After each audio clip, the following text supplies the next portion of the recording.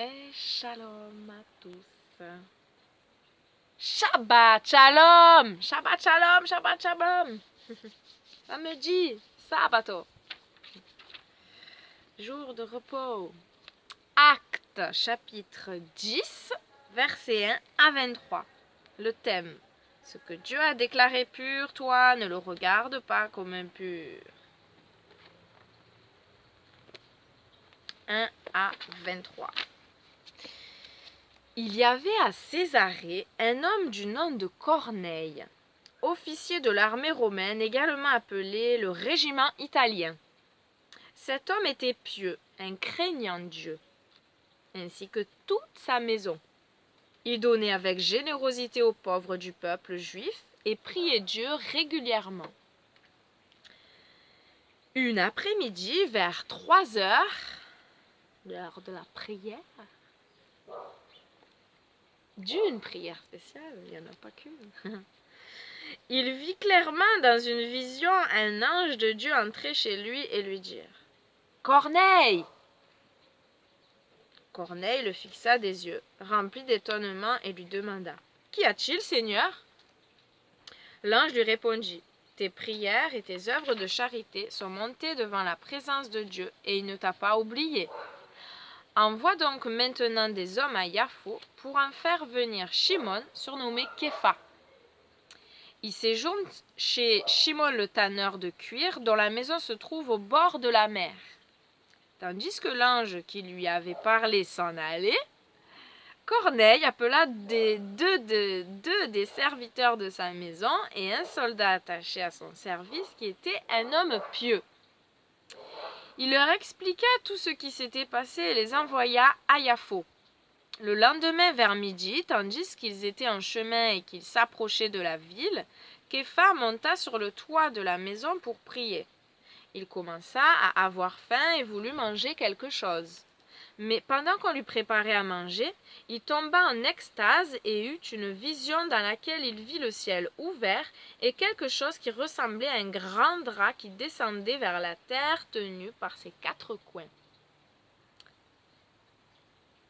Dedans, il y avait toutes sortes d'animaux quadrupèdes, des créatures qui rampent et des oiseaux sauvages.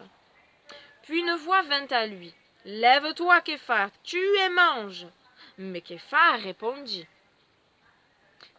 Longtemps après la mort du Seigneur, à la croix.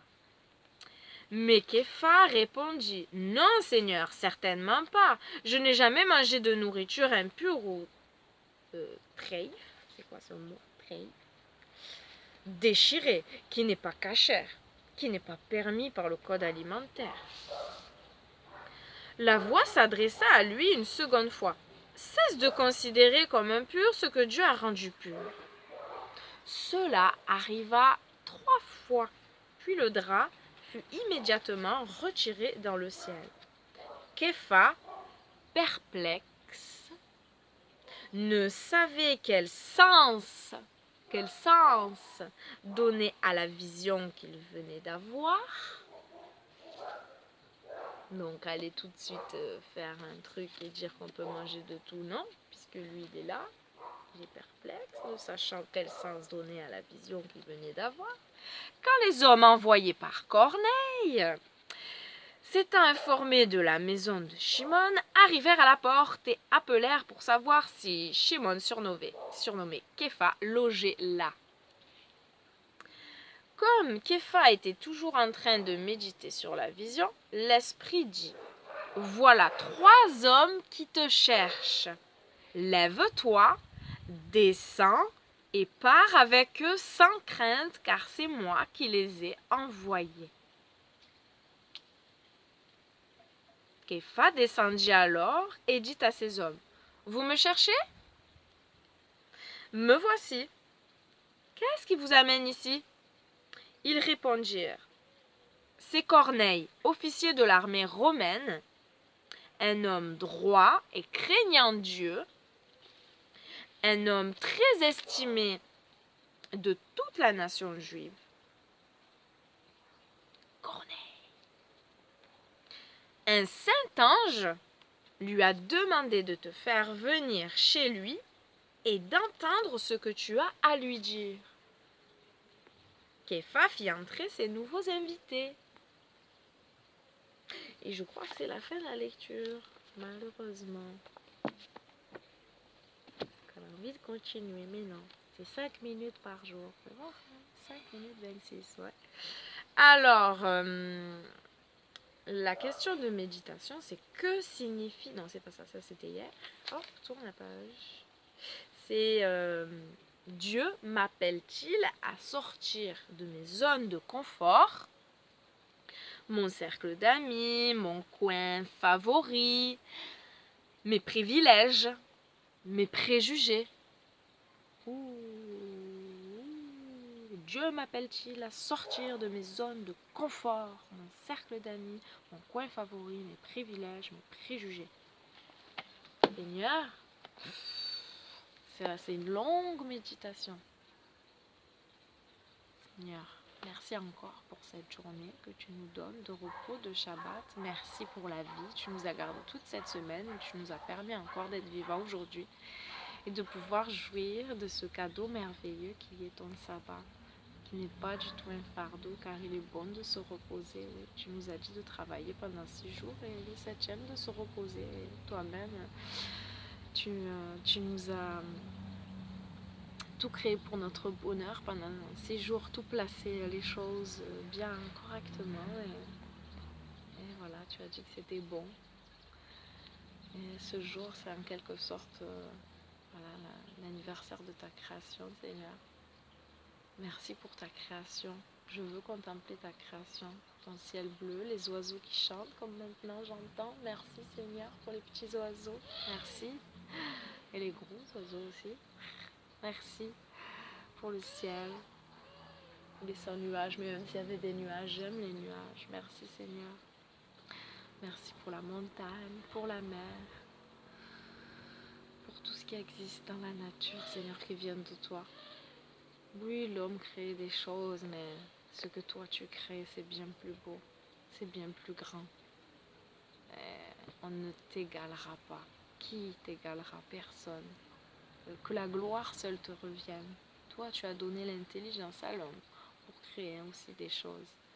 Mais toi, tu es au-dessus de tout. Nous sommes limités. Tout vient de toi. Merci Seigneur. Merci encore pour nous avoir créés à ton image, avec une volonté, avec une intelligence et avec des sentiments. Merci Seigneur. Rends toute notre volonté captive à toi. Renouvelle notre intelligence et que nos sentiments soient tournés vers toi. Rends tout captif à toi, à Christ, à l'obéissance à ta parole. Notre Messie, notre Sauveur qui a donné sa vie à la croix. Comment nous pourrions négliger ce si grand salut, Seigneur? Mets en nous, Seigneur, toujours quelque chose de nouveau pour te louer. Rappelons-nous de ce que tu as accompli pour nous, en donnant ton Fils unique, oui. Je crois que le Messie est descendu du ciel et s'est fait chair, et il était en toi. Il était en toi. Alléluia. Nous t'avons vu par lui. Nous te voyons à travers lui.